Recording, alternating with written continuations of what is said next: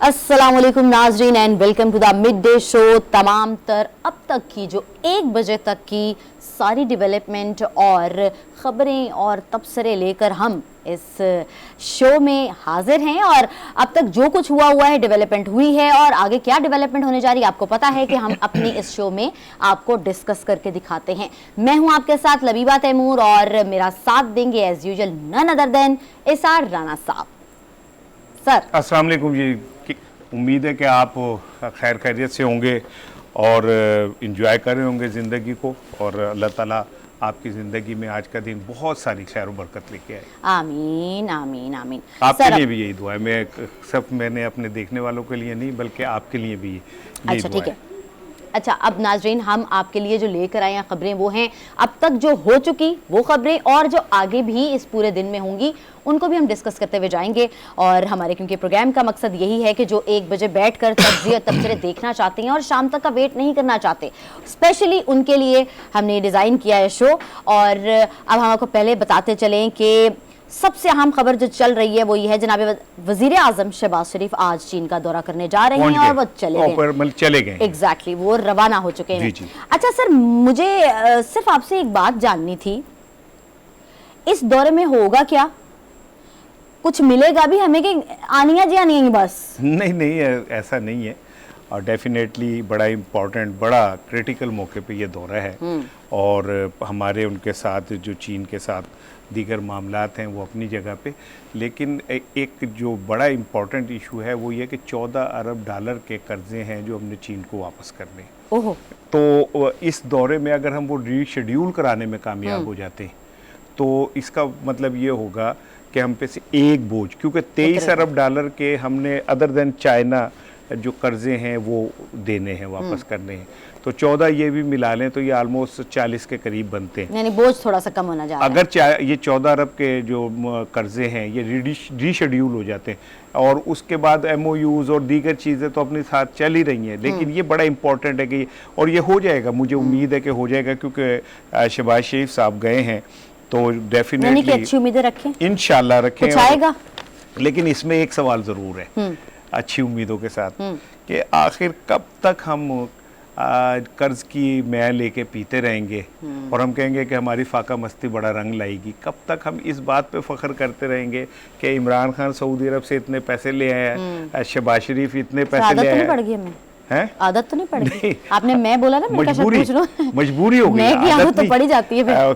यही वजह है कि पाकिस्तान जैसा बड़ा मुल्क और 8वीं हम एटमी कुव्वत है, हम हर तरह से किसी से पीछे नहीं है, लेकिन चूंकि हम कर्जे की दलदल में इस तरह से धंस गए हैं कि अब हमारी अपनी ज़ाती कोई बात हमारी नहीं रही। IMF हमें डिक्टेट करता है ये कर लें वो कर लें, अमेरिका कहता है कि आप यूँ कर लें, चीन कहता है यूँ कर लें, और हम चूंकि हम उनके कर्जदार हैं इसीलिए हमें माननी भी पड़ती है। तो हम ये बड़े फख्र से बताते हैं कि जी इमरान खान वजीर आज़म देखें जी वो इतने पैसे ले आए।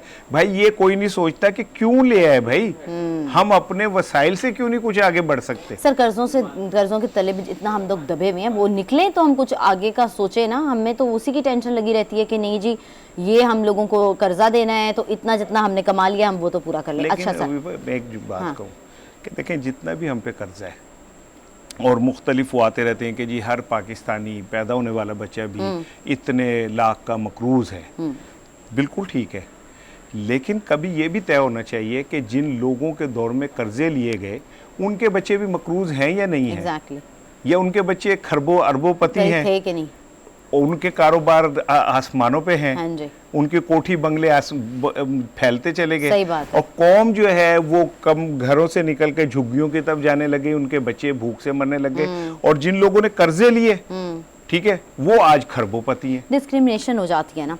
सर हमारे साथ आज मौजूद हैं सीनियर तज्जियाकार सबाहुद्दीन साहब, और very warm welcome to our show. Sir आप कैसे हैं?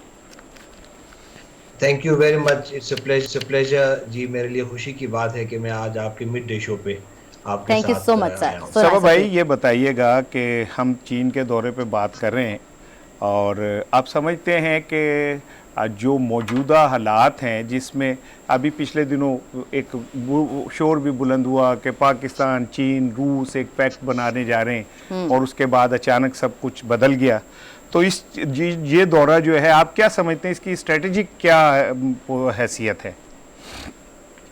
बहुत शुक्रिया एहसान राना भाई।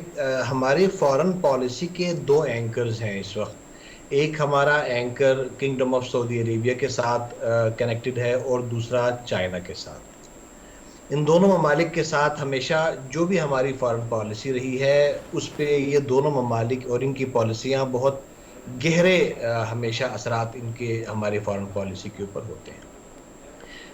वज़ीर आज़म के चीन के दौरे को पाकिस्तानी अवाम से ज़्यादा वो लोग जो पाकिस्तान से बाहर हैं, पर्टिकुलरली रियासत-ए मुत्तहिदा अमेरिका में जो लोग हैं, वो इसको बड़े गौर से देख रहे हैं, क्योंकि पाकिस्तान का चाइना की तरफ करीब जाना वो अमेरिका से दूरी को जाहिर करता है और अमेरिका के मफादात को ऑटोमेटिकली एक कंसर्निंग सिचुएशन में डाल देता है कि अगर हम चाइना के बहुत करीब हो गए तो शायद ये अमेरिकी मफादात के लिए शायद ये बेहतर ना हो। दूसरी तरफ हमारे अपने मफादात इस तरह हैं कि गवादर का जो स्ट्रेटेजिक मंसूबा था उसका जो 65 बिलियन यूएस डॉलर्स का था वो अभी तक हमें पूरे नहीं मिल सके। यानी वो ट्रिप डाउन होते रहे और अभी शायद जो शुरू में 45 का था, बाद में 65, बाद में कोई 100 बिलियन प्लस का जो एस्टिमेट था वो अभी हम चाइना से ले नहीं सके। ना लेने की वजह सबसे बड़ी ये है कि हमने सीपैक को बैक बर्नर पे डाल दिया था। अच्छा, ये कहा जाता है सबब भाई कि चाइना इमरान खान से नाराज था, तो चाइना अब तो खुश होगा कि इमरान चले गए, तो शहबाज शरीफ साहब आ गए हैं और शहबाज शरीफ साहब चीन भी जा रहे हैं और वो वहाँ उनके सदर से भी मुलाकात करेंगे, तो क्या समझा जाए कि चीन और पाकिस्तान में जो बज़ाहिर ख़बरों में था कि जी वो नाराज़ हैं, अब बेहतरी आ जाएगी? ऐसा ना भाई, वो चाइना सिर्फ इमरान खान से नाराज़ नहीं था, वो पाकिस्तान की इस्टेब्लिशमेंट से भी नाराज़ था, वो जो भी यहाँ पे हुकूमतें रही उन सबसे नाराज़ था, क्योंकि उनके जाहिर है एक बिजनेसमैन जब इन्वेस्टमेंट करता है तो उसके ऊपर वो कोशिश करता है कि लो हैंगिंग फ्रूट्स उसको जल्दी मिल जाए, उसको कोई बेनिफिट हो, हम इसको फ़ाल ना कर पाए। और ये हम 2007 से शुरू की आज तक हम फ़ाल ना कर पाए। फिर दूसरा, चाइना को पाकिस्तान से ये भी शिकायत रही कि हमने शायद चाइनीज सिक्योरिटी के बारे में ख्याल नहीं रखा, पर्टिकुलरली चाइनीज की जो ईस्ट तुर्किस्तान इंडिपेंडेंस मूवमेंट के बारे में जो उनके जहनों में चीज है, जो हमारे कबायली इलाकों में जो ईस्ट तुर्किस्तान के जो लीडरशिप मारी गई उस पर वो बहुत ज्यादा कंसर्न है। अच्छा। और फिर बाद में पाकिस्तान में सीरिया पे अटैक और बाद में कोहिस्तान में फिर बस अटैक, इन सब की वजह से उनको परेशानी है। लेकिन अब इस दौरे का इम्पैक्ट क्या बनेगा? हम आगे चलते हैं। शहबाज शरीफ साहब रवाना हो गए हैं, तो क्या आप समझते हैं कि ज़रा वो जो थोड़ी सी है वो ख़त्म हो जाएगी और हम दोबारा, ज़ाहिर है चीन और हम दोनों एक अरसे से एक दूसरे के साथ इस तरह हैं, तो क्या फिर हम वापस वहीं आ सकते हैं उस पोजीशन पे? ऐसा रहा भाई, despite the ups and downs, हमारे स्ट्रेटेजिक जो ताल्लुकात थे और जो हमारे म्यूचुअल इंटरेस्ट पे मबनी बेस्ड थे वो कभी ख़राब नहीं हुए, वो कभी उस नहज तक नहीं गए कि जैसे हम कहें कि वो वाकई ख़राब हो गए हैं। शहबाज शरीफ साहब जो हमारे वज़ीर आज़म में, इनमें एक ख़ास बात है कि वो हर रिश्ते को पर्सनल टच ज़रूर देते हैं। चाइनीज़ के साथ इनका अपना पर्सनल भी एक रहा है, पर्टिकुलरली जब ये चीफ मिनिस्टर पंजाब थे उस वक्त इन्होंने चाइनीज़ को काफ़ी अवगत की, ऑरेंज जो ट्रेन का मंसूबा और कई सारे मंसूबाजात। तो मेरे ख्याल में ये जो विज़िट है स्ट्रेटेजिक, इसके एक तो सिग्नलिंग का है कि हम इस विजिट से अमेरिका को भी मैसेजिंग कर रहे हैं, इंडिया को भी मैसेजिंग कर रहे हैं, पूरी दुनिया को ये बता रहे हैं कि देखिए हम अभी भी क्लोज हैं, हम मिल के काम करेंगे और हमारी तरफ तवज्जो दी जाए। इस विजिट का ये भी एक मकसद है कि हम अमेरिका को ये बताना चाहते हैं कि आप हमें तवज्जो दें, अगर आप तवज्जो नहीं देंगे तो हम पोल्स आराम से शिफ्ट कर सकते हैं। बिल्कुल ठीक, बिल्कुल। Thank you so much sir, so much. बहुत शुक्रिया। एग्जैक्टली, आपने वक्त दिया और इतनी अच्छी बातें करके गए हैं। मतलब लाइक वो कह रहे हैं कि ऐडी गल नहीं की, हमने दुनिया को अपनी तरफ भी बताना है कि हम भी हैं भाई, और हम हैं, इसमें कोई शक नहीं कि हम हैं। वो कहते हैं ना इंशाल्लाह हमारा वो क्या था, टाइम आएगा। देखो बात ये है कि जो ये खित्ता है ना, हमारी स्ट्रेटेजिक पोजीशन ऐसी है कि ना हमें चीन इग्नोर कर सकता है, ना रूस कर सकता है, ना अमेरिका कर सकता है। हम एक ऐसी अल्लाह ने की तरफ से हमें एक ऐसी स्ट्रेटेजिक पोजीशन मिली। लेकिन असल चीज़ ये है कि अनफॉर्चुनेटली जितनी हमारी क़यादत आई उसने इसे पॉजिटिवली इस्तेमाल करने के बजाय अपने मुफादात के लिए इस्तेमाल किया। अच्छा, इसका क्रक्स ये है कि अपना टाइम आएगा, अपना टाइम आएगा, और अभी हमें एक शॉर्ट ब्रेक पर जाना है। और या एग्जैक्टली अपना टाइम तो आएगा भी, यहाँ ब्रेक का टाइम आया है। हमें एक शॉर्ट ब्रेक पर जाना है, कहीं मत जाइएगा, हमारे साथ जुड़े रहिएगा, क्योंकि अब तक की जो खबरें हैं और क्या कुछ होने वाला है वो हम आफ्टर द ब्रेक आपके साथ डिस्कस करेंगे।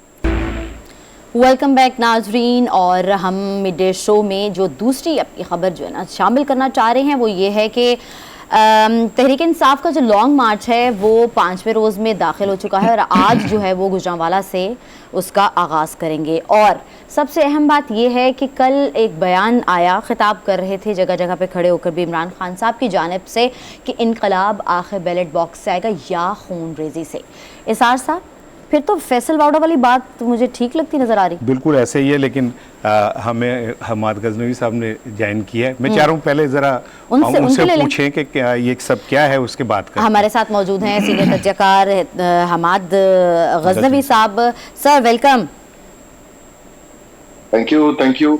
हमाद भाई ये बताइएगा, ये फैसल वाउडा ने कहा कि खूनरेजी होगी और उसके बाद मुख्तलिफ जगह से आया कि नहीं ऐसा नहीं होगा। कल इमरान खान के दो खिताब के बड़ी इंपॉर्टेंट दो बातें, एक तो वो कहते हैं कि जी देखना ये है कि ये इनकलाब बैलेट से आता है या खूनरेजी से, और दूसरा वो कहते हैं कि जी मुझे इससे न डराएं कि जी मार्शल लॉ आएगा या नहीं आएगा। सर ये अचानक इतना एग्रेशन और खून की तरफ और ये क्या कोई फ्रस्ट्रेशन है, क्या कोई प्लानिंग है, क्या है ये? खुला तजाद सर, पुरम का कह के निकले हैं। मुझे इजाजत है मैं भी बात करूं? जी सर प्लीज। अच्छा, आपने तो फरमा दिया ये कि ये डेस्परेशन का एक आलम लग रहा है कि जिसमें वो कभी ब्लो हॉट एंड कोल्ड कहते हैं ना, कभी वो धमकी देते हैं, कभी वो कहते हैं फौज को कभी नुकसान नहीं पहुंचाऊंगा।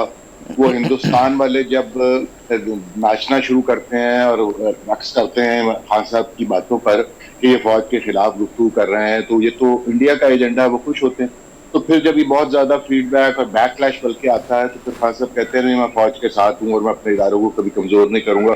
लेकिन अगले ही दिन वो फिर वही बात करते हैं, धमकी देते हैं, और वो धमकी शहबाज शरीफ को नहीं दे रहे होते, वो राना सनाउल्लाह को धमकी नहीं दे रहे होते, वो तो ऐसी सियासी गुफ्तगू करते हैं। असल उनका रूह सुखन जो है वो एस्टेब्लिशमेंट की तरफ होता है, वो रावलपिंडी की तरफ होता है।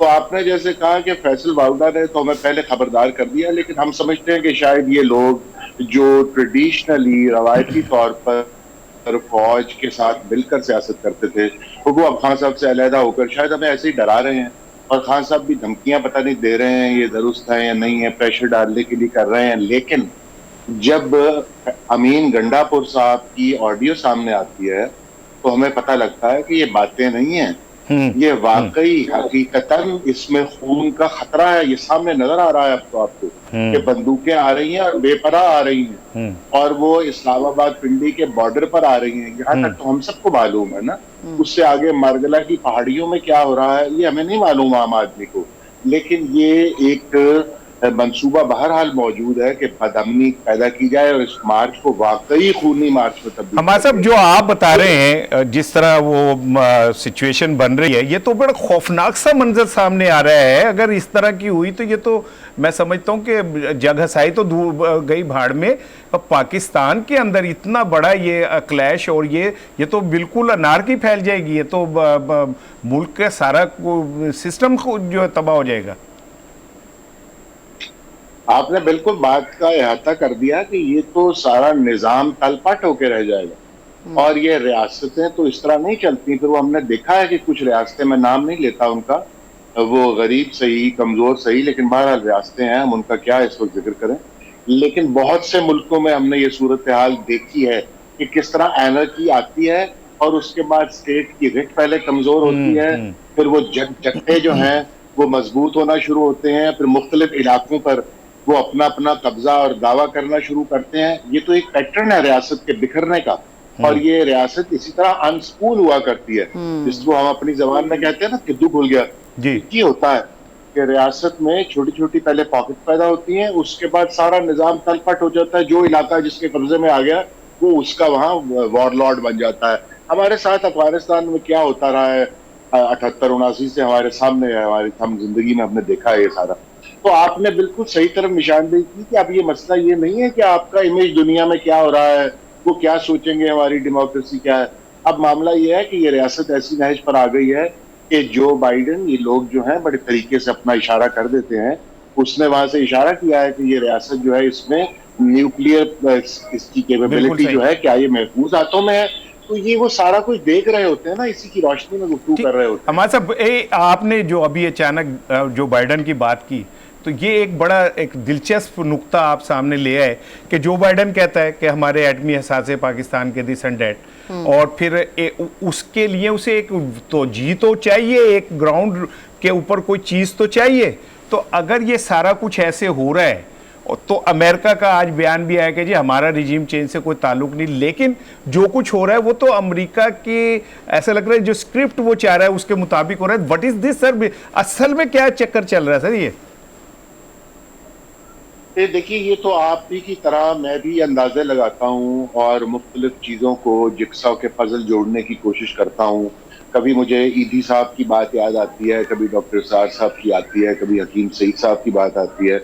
लेकिन हम क्योंकि रिपोर्टर्स हैं ना, जर्नलिस्ट, तो हम कहते हैं यार ये तो बातें हैं, तो हम तो हकीकत के साथ डील करते हैं, हमारे सामने तो फैक्ट्स आएंगे तो हम उन्हीं पर फिर यकीन लाएंगे। लेकिन अब आप देख रहे हैं कि चीज़ें जो हैं वो उस तरफ जा रही हैं। अगर ये बेसमत मार्च जो है, वैसे तो इन्होंने कहा है कि हम इस्लामाबाद जा रहे हैं, लेकिन ये इंतहाई बेसमत मार्च है अपने अहदाफ के एतबार से कि ये इलेक्शन चाहते हैं या ये हकीकी आज़ादी चाहते हैं, और वो किस बला का नाम है।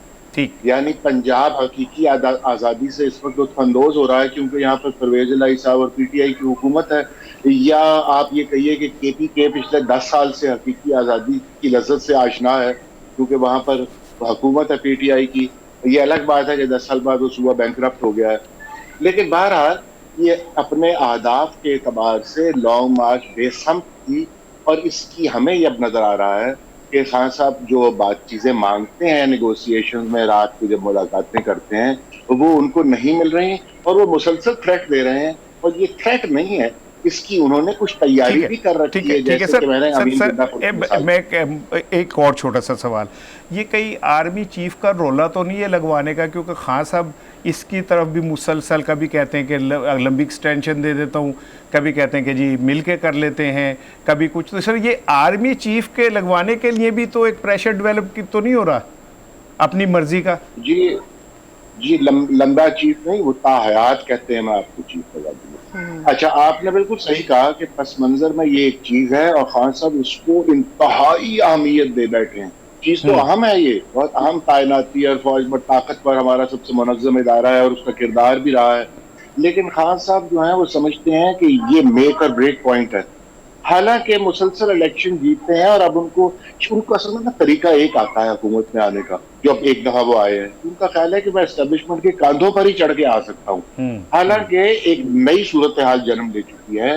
एस्टेब्लिशमेंट वाज़े तौर पे ऐलान कर चुकी है, DGI खुद ऐलान कर चुके हैं कि ये फौज का मुतफ़क्का फैसला है, एक आदमी का नहीं, कि फौज न्यूट्रल हो गई है, फौज अपने आईनी किरदार में वापस चली गई है।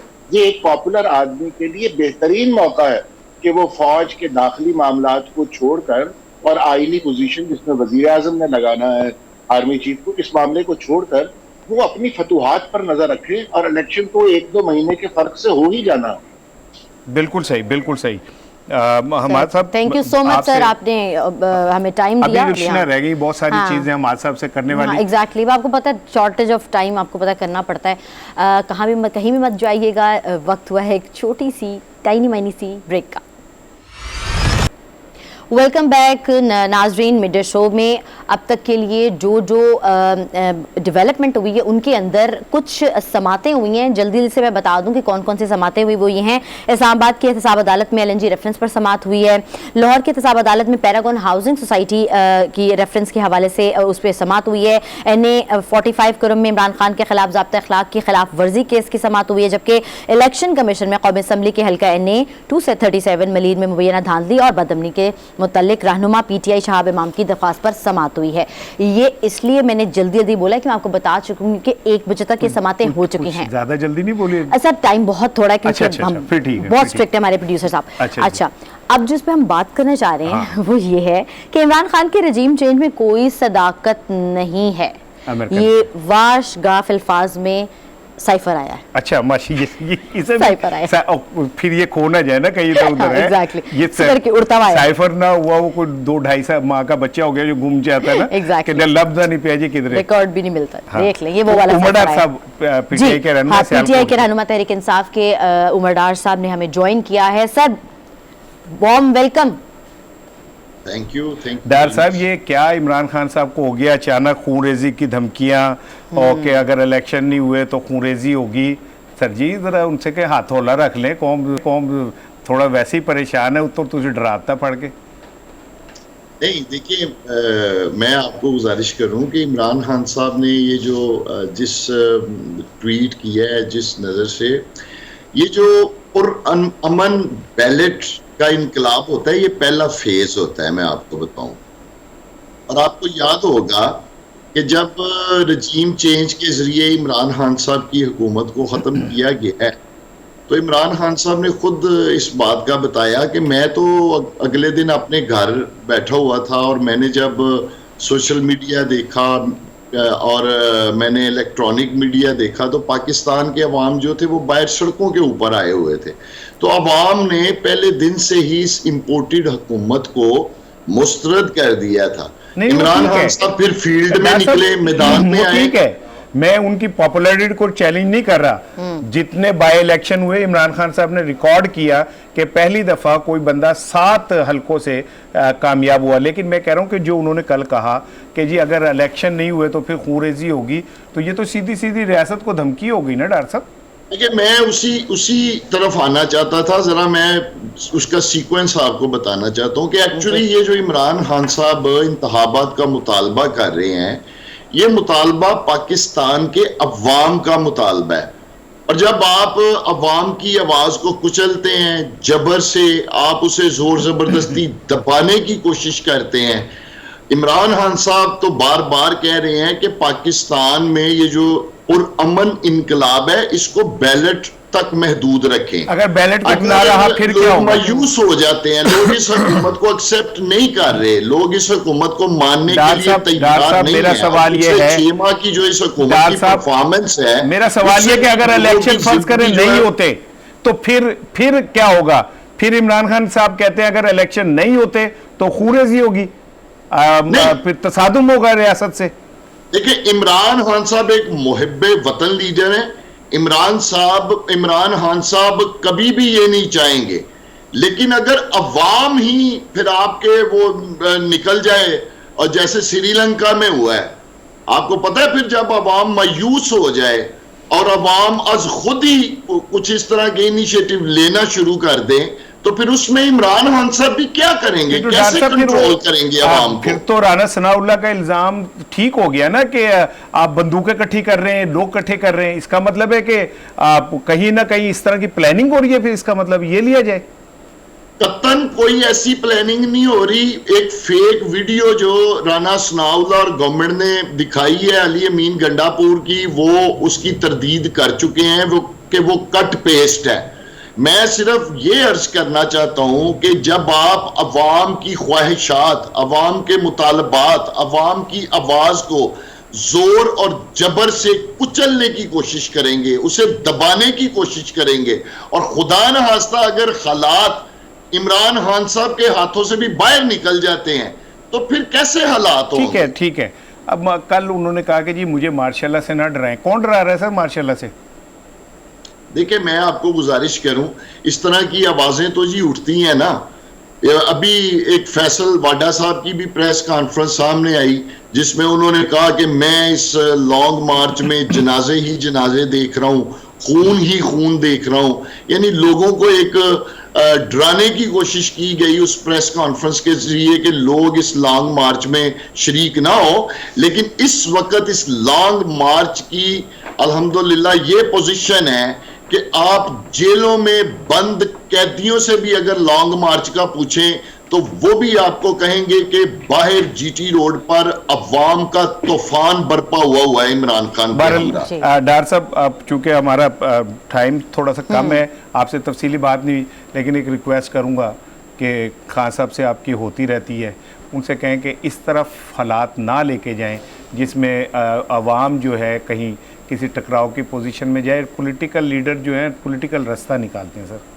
Thank you so much sir. एक जुमला इमरान खान साहब का तो एक ही मुतालबा है कि इस वक्त मुल्क के जो हालात हैं उसका वाहिद हल है कि सिर्फ साफ शफाफ इंतखाबात जो हैं वो कराए जाएं। तो ये एक हमारा जमहूरी आईनी मुतालबा है आपका। मतलब इंतखाबात का मुतालबा कोई गुनाह तो नहीं है। ठीक है, ठीक है, बिल्कुल ठीक है। बहुत बहुत उमरडार साहब ने हमें ज्वाइन किया था, उनकी जानिब से भी उनका स्टांस आया, लेकिन सर आपकी गुफ्तगू की जो कंटिन्यूटी थी उसको मैं तोड़ना नहीं चाह रही थी।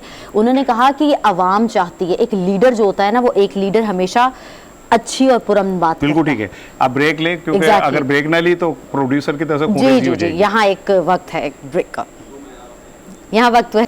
Welcome back to the mid day show. और सर जी, मैं बड़ा हैरान हुई हूँ आज, क्योंकि देखें T20 वर्ल्ड कप के सुपर 12 मलबे में दिलचस्प मुकाबले अपनी जगह पे जारी। सर 33वां मैच, यानी कि दिन रात खेलते थे। बड़े मेहनती है भाई, क्या हो गया, बहुत मेहनती है। और जनाब आज जो 1 बजे शुरू होने लगा था उसके बारे में बात करते चलें कि वो ग्रुप 1 में इंग्लैंड और न्यूजीलैंड के मुकाबले था। 9 बजे सुबह जो था वो श्रीलंका और अफगानिस्तान के मुकाबले में था। हमारे साथ मौजूद हैं मिर्जा इकबाल बेग, स्पोर्ट्स एनालिस्ट। मिर्जा इकबाल, मिर्जा साहब अस्सलाम वालेकुम। वालेकुम अस्सलाम। भाई ये कब तक हमारी जिंदगी में लिखा रहेगा? अगर यूं हो गया तो फिर चले जाएंगे, यूं हो गया तो हम होंगे, वो हार जाएगा तो exactly। ये कब तक हमारे नसीब में लिखा हुआ है यार मिर्जा भाई? दरअसल मसला ये है कि वो जो कहते हैं ना कि इस घर को आग लग गई घर के चिराग से, अपनी कारकर्दगी जो है उसकी वजह से हम इस मकाम तक पहुंचते हैं। वरना ऐसा नहीं है, हमारी टीम बड़ी अच्छी थी। लास्ट ईयर हम लोग दुबई में जो खेले T20 वर्ल्ड कप सेमीफाइनल में पहुंचे, ऑस्ट्रेलिया से हारे, लेकिन टीम का कॉम्बिनेशन इतना अच्छा नहीं है जिसकी वजह से हमें दुख झेलने पड़ रहे। 4 ओपनर्स अगर आप 11 रुकनी टीम में खिलाएंगे तो फिर क्या हाल होगा? आपका मिडिल ऑर्डर बिल्कुल ही हल्का है। तो मेरे ख्याल में बहुत सारी वजूहात है इसकी। दूसरे बाबर की कप्तानी पर भी सवालात उठ रहे हैं, और जो हम जिम्बाब्वे के खिलाफ मैच आखिरी ओवर में आखिरी गेंद पर हारे, वो भी एक परेशानी का बायस है। बहुत सारी चीजें हैं। ठीक है मिर्जा साहब, ये भी कहा जा रहा है कि बाबर यारबाश आदमी है, यारों को खिलाया जा रहा है, और आपने देखा कि आखिरी रन जो था वो अफरीदी इसलिए नहीं ले सका कि वो फिट नहीं था, भागा नहीं गया उससे। तो ये भी सर बात ठीक है कि यारों की टीम है इस टाइम, ये दोस्तों का कोई झमघट है। बिल्कुल आपने सही कहा। दरअसल इसमें नेपोटिज्म, फेवरेटिज्म, दोस्ती यारी का बड़ा दखल है। अब देखें, अगर उस्मान कादिर को आप कैरी कर रहे हैं तो उसको खिलाएं। उसका अंगूठा जख्मी हो गया था उस्मान कादिर का, और उसको टीम के साथ साथ कैरी करते रहे, फ्रैक्चर हो गया था। फिर इस तरीके से शाहीन शाह अफरीदी की फिटनेस जो थी मुकम्मल नहीं थी, लेकिन उसके बावजूद उसको लेकर आए। जिस तरीके से उसने भारत के खिलाफ बॉलिंग की, जिस तरीके से जिम्बाब्वे के खिलाफ बॉलिंग की, तो उससे लग रहा था कि इज नॉट फुली फिट। तो यही है कि मुझे लग रहा है राणा साहब के टीम को जो चला रहे हैं बाबर और रिजवान चला रहे हैं। बाकी जो कोचेज हैं, हेड कोच शकलैन मुश्ताक या बैटिंग कोच मोहम्मद यूसुफ या बॉलिंग कोच शॉन टेट, वो सब खामोश तमाशाई बने हुए, और टीम को कोई और मैथ्यू हेडन भी खामोश है सर, वो अपने मुल्क में बैठ के बकरी हुआ है। उसको तो डॉलर्स लेने ना राणा साहब, उसको पाकिस्तान से क्या दिलचस्पी? ये लोग तो पाकिस्तान अंदर की में पैदा बात हुए, है। सकलैन और यूसुफ, तो इनको तो दिलचस्पी है, उसको क्या दिलचस्पी है? अच्छा ये बताएं, आया चला। सलीम मलिक कहते हैं कि जी जो जनूबी अफ्रीका के खिलाफ भारत खेला, जान के हारा, बड़ी जान के खराब फील्डिंग की, बड़े क्रिटिकल मौकों पे कैचेस छोड़े। शुएब अख्तर साहब भी यही कहते हैं। लग यही रहा था, लेकिन जब तक कोई सबूत नहीं हो आप कुछ नहीं कह सकते। लेकिन जो हम लोग क्रिकेट देखते हैं, इतने अरसे से ऑब्जर्व करते हैं, उसको देखते हुए तो यही कहा जा सकता था कि जिस अंदाज से रविचंद्रन अश्विन को आजमाया रोहित शर्मा ने, 4 ओवर में उसने 43 रन दिए, और जिस तरह की वो बॉलिंग कर रहा था, जिस तरह जब कम रन रह गए थे और उसको बॉलिंग के लिए लेकर आए, तो मुझे लग रहा था उसपे। और फिर कैचेस ड्रॉप हुए, मिस फील्ड, खासतौर पे एक run out under arm throw पे रन आउट नहीं कर सके। तो भारत से ये तवक्को नहीं की जा रही थी, लेकिन कुछ भी हो सकता है। 2019 के वर्ल्ड कप में भी ऐसे ही हुआ था कि पाकिस्तान को बाहर कर दिया गया था, भारत जो है इंग्लैंड से जीत गया था, इंग्लैंड भारत से जीत गया था। बिल्कुल। अच्छा आखिरी सवाल, गौतम गंभीर ने कहा कि बाबर आजम बड़ा खुदगर्ज कप्तान है। सर ये तो अब बाहर से भी आवाजें आने लग गई हैं हमारे कप्तान के लिए। ये खुदगर्ज क्यों कहा सर उसे? गौतम गंभीर की बातों पर राणा साहब को इतनी तवज्जो नहीं देता। वो भारतीय जनता पार्टी में शामिल हो गया है, सियासत में आ गया है, वो हमेशा एंटी पाकिस्तान बातें करता है। ठीक है, हम लोग भी कहते हैं कि बाबर स्लो खेलता है, लेकिन गौतम गंभीर के मुंह में जो आए वो बक देता है, और शायद आफरीदी ने उसके साथ सही सलूक किया था। मेरे ख्याल में उसे अपनी टीम की फिक्र करनी चाहिए कि उसकी टीम में कितने खुदगर्ज खिलाड़ी है, वो हमारी तरफ क्यों देख रहा है। सर बहुत शुक्रिया, आपने दिया। मिर्जा इकबाल बेग हमारे साथ मौजूद थे, स्पोर्ट्स एनालिस्ट। और मुझे लगता है कि सर हमारी जो पाकिस्तानी टीम है ना, वो हमारे ना जज्बात से खेलती, इमोशन से, धक धक ऊपर धक धक नीचे।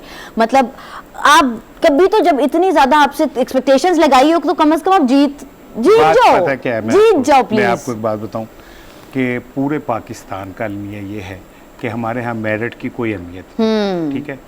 शुएब मलिक जैसा सीजनल अगर मिडल ऑर्डर में होता तो संभाल लेता चीजों को, ठीक है। लेकिन ये बात सही है कि बाबर आजम के अपने दोस्त हैं, ये दोस्तों का एक जमघटा है, लेकिन खेल में तो कम से कम नहीं ना आप ये मैं कहता हूँ क्रिकेट खेलें, कौम के जज्बात से ना खेलें। exactly. और कब तक हम ये करते रहेंगे जी, अल्लाह करे जनूबी अफ्रीका हार जाए, अल्लाह करे फला हार जाए, अल्लाह करे। मुझे नहीं बोलने देना, तुम कभी नहीं बोलना। हमारा टाइम खत्म हो गया। आज 1 बजे तक क्या क्या हुआ हमने सब कुछ आपको बता दिया, और इंशाल्लाह मैं जाते हुए आपको बताती चलूं कि एससीओ का सरबराही इजलास पाकिस्तान की जानिब से होने जा रहा है, और पाकिस्तान की जानिब से बिलावल भुट्टो की नुमाइंदगी चीन के अंदर, चीन में हो रहा है, यानी वजीर आजम पहुंचे होंगे, बिलावल भी पहुंचे होंगे, और बस अपना बहुत ख्याल रखिएगा। सर जाते जाते बता रहे हैं, हम बहुत ख्याल रखिएगा। इंशाल्लाह कल मुलाकात होगी तमाम तर की खबरों के साथ। 1 बजे तक क्या हुआ। अल्लाह हाफिज। अल्लाह हाफिज।